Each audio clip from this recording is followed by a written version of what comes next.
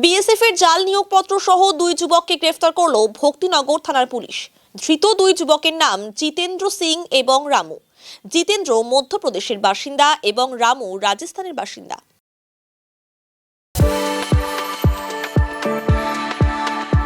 We are the dreamers, the achievers, and the leaders. Come, join us today. Jitendra Singh এবং রামু গতকাল constable পদের নিয়োগপত্র নিয়ে Baikunthapur BSF ক্যাম্পে পৌঁছয়। এরপর বিএসএফ আধিকারিকের কাছে নিয়োগপত্র পাঠানো হয়। সেই নিয়োগপত্র দেখে সন্দেহ হয় বিএসএফ আধিকারিকের। এরপরই শুরু হয় তদন্তে নেমে বিএসএফ আধিকারিকেরা জানতে পারে যে একই নম্বর ব্যবহার করে দুটি নিয়োগপত্র তৈরি করা হয়েছে, যা সম্পূর্ণ ভুয়ো। এরপরই ভক্তিনগর থানায় বিষয়টি জানান বিএসএফ আধিকারিকেরা। খবর পেয়ে ভক্তিনগর থানার পুলিশ বৈকুণ্ঠপুর বিএসএফ ক্যাম্পে পৌঁছে দুই যুবককে গ্রেফতার করে। আজ দুই যুবককে জলপাইগুড়ি আদালতে পেশ করা হয়েছে।